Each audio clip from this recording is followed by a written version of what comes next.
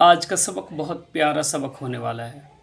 لوگ پوچھتے ہیں کہ وہابی کون ہے، دیوبندی کون ہے، رافضی کون ہے، چکڑالوی کون ہے، قادیانی کون ہے، صلح کلی کون ہے۔ آج سبھی کے بارے میں خلاصہ ہوگا اس سبق سے۔ اگر آپ خلاصہ جاننا چاہتے ہیں تو شروع ویڈیو سے اینڈ تک ضرور دیکھیں، پڑھیں، سیکھیں، سمجھیں، تاکہ آپ دوسروں کو بتا سکیں اور اپنے بچوں کو بھی ضرور یہ سبق پڑھائیں۔ قومی مسلمان غلام غوث، دھیان سے دیکھیں، یہ دو لوگوں کی گفتگو ہے۔ غلام غوث، قادیانی کون لوگ ہیں؟ غلام نبی، صوبہ پنجاب کے ایک قصبہ قادیان میں مرزا غلام احمد کا نام ایک دجال پیدا ہوا، جس نے ایک طرف اسلامی عقیدوں کا انکار کیا اور دوسری طرف اپنے نبی ہونے کا دعویٰ کیا۔ اس مرزا کے ماننے والوں کو قادیانی کہتے ہیں۔ غلام غوث مسلمان تو وہی ہے جو سرکار مصطفیٰ صلی اللہ تعالیٰ علیہ وسلم کو آخری نبی مانتے ہوئے یہ عقیدہ رکھے کہ سرکار کے بعد اب کوئی نبی پیدا نہیں ہو سکتا۔ تو پھر بڑے تعجب کی بات ہے کہ مرزا نے جب ہمارے سرکار پیارے مصطفیٰ صلی اللہ تعالیٰ علیہ وسلم کو آخری نبی نہیں مانا تو اپنے کو مسلمان کیوں کہلواتا رہا؟ غلام نبی، مرزا تو ایک بدترین کافر و مرتد تھا، لیکن چونکہ بغیر مسلمان کہلائے ہوئے وہ سادہ لوح مسلمانوں کو گمراہ کر سکتا، اس لیے خود کو مسلمان کہلواتا رہا۔ غلام غوث، رافضی کون فرقہ ہے؟ غلام نبی، یہ ایک پرانا فرقہ ہے جو سرکار مصطفیٰ صلی اللہ تعالیٰ علیہ وسلم کے صحابیوں کا شدید دشمن ہے۔ اس فرقہ کے لوگ حضور اقدس صلی اللہ تعالیٰ علیہ وسلم کا خلیفہ اور جانشین حضرت موسیٰ علی رضی اللہ تعالیٰ عنہ کو مانتے ہیں۔ باقی تین یار یعنی حضرت صدیق اکبر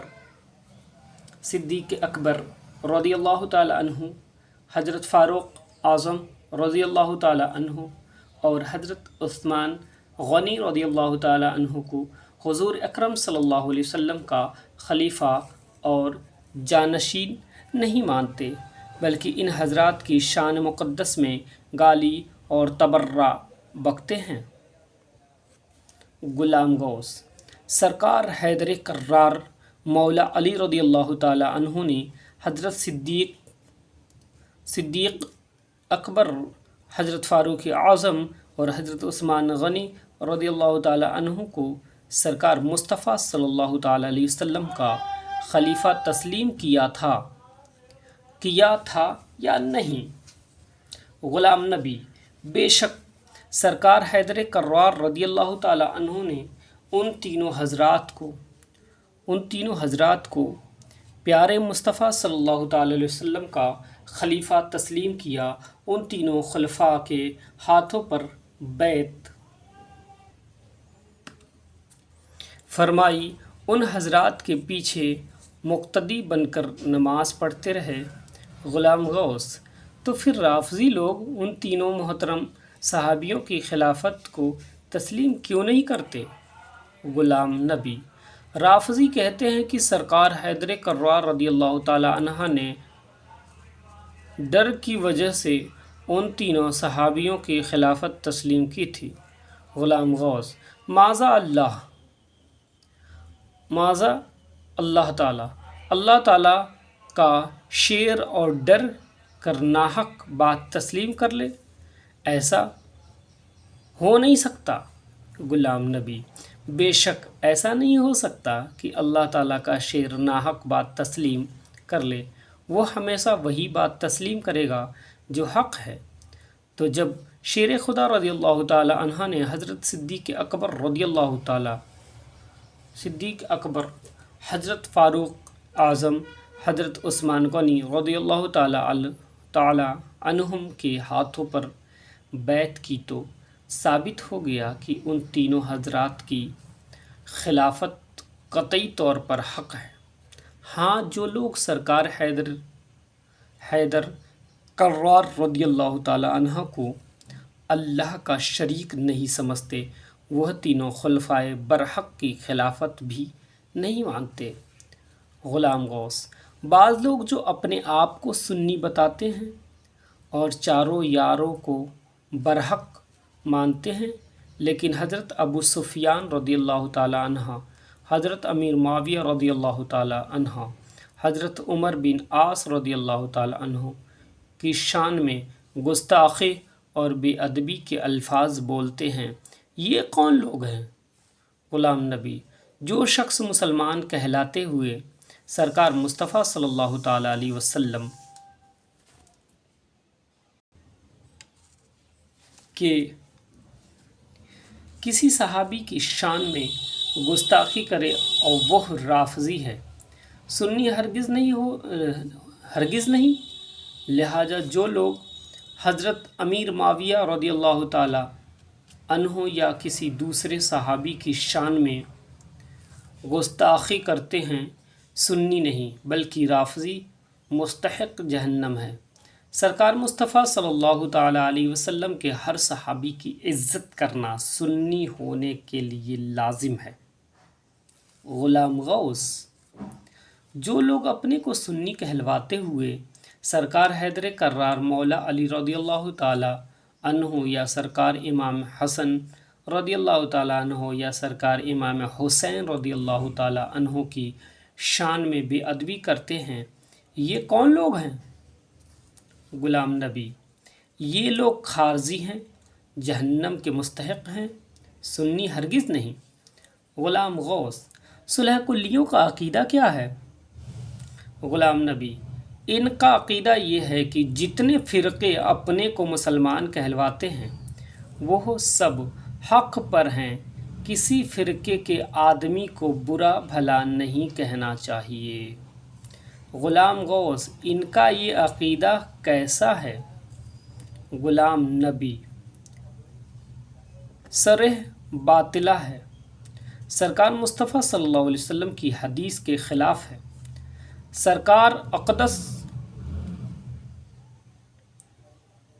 اقدس فرماتے ہیں، کلہم فی النار الا املتن واحدہ، یعنی ایک فرقے کے سوا باقی مسلمان کہلانے والے تمام فرقے ناری ہیں، جہنمی ہیں۔ دیکھیے، حدیث شریف سے ثابت ہے کہ حق پر صرف ایک فرقہ ہے، باقی فرقے جہنمی ہیں۔ غلام غوث: کیا کسی کو برا کہنا درست ہے؟ غلام نبی: چور اور ڈاکو کو اچھا کہا جائے گا یا برا؟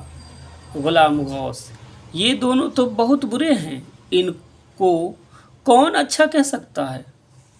غلام نبی: چور اور ڈاکو کی برائی بیان کرنا اور ان کی صحبت سے لوگوں کو بچانا درست ہے یا نہیں؟ غلام غوث: یہ کام تو بہت ضروری ہے تاکہ لوگ چوکنے رہیں۔ غلام نبی: تو اب سنیے، جو لوگ مولوی اور پیر بن کر سرکار مصطفیٰ صلی اللہ تعالی علیہ وسلم کی شان میں گستاخیاں لکھتے ہیں اور کتاب چھپوا کر پھیلاتے ہیں، وہ ایمان کے چوٹے اور دین کے ڈاکو ہیں، اسلامی قانون کے رو سے شیطان اور بے دین ہیں۔ ہم غلاموں کا فرض ہے کہ اپنے آقا و مولا صلی اللہ علیہ وسلم کی عزت و عظمت کی حمایت کریں۔ ایسے مولویوں اور پیروں کی بے دینی سے عام مسلمانوں کو آگاہ کریں تاکہ مسلمان چوکنے رہیں اور ان سے اپنا ایمان و عقیدہ बचाए रखें। ग़ुलाम गौस, दोहरिया कौन लोग हैं? गुलाम नबी, जिस तरह बकरी की खाल पहने हुए सूअर देखने में हलाल बकरी और हकीकत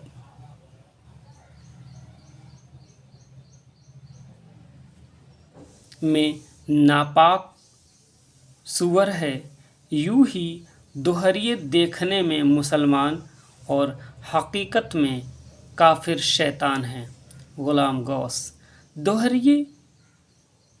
दोहरियों का अकीदा क्या है? गुलाम नबी, दोहरियों का अकीदा ये है कि दीन व मज़हब कोई चीज़ नहीं, नमाज, रोज़ा, हज, ज़कात और कुर्बानी ये सब बेकार काम हैं।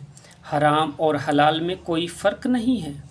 ग़ुलाम गौस, जब दोहरिए सरे से दीन मज़हब के मुखालिफ हैं तो मुसलमान क्यों कहे जाते हैं? ग़ुलाम नबी, इस्लामी शरअ इनको मुसलमान नहीं मानती, इसलिए हम लोग भी इनको मुसलमान नहीं समझते।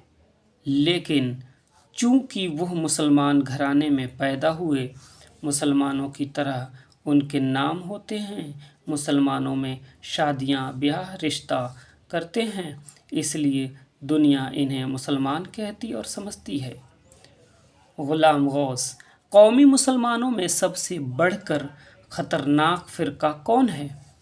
ग़ुलाम नबी, जिस फ़िरके ने सुन्नी मुसलमानों का सिराजा बिखेर कर रख दिया और जिससे सुन्नियत को शदीद नुकसान पहुंचा और पहुंच रहा है, वह वहाबी फ़िरका है जो सबसे ज़्यादा ख़तरनाक है।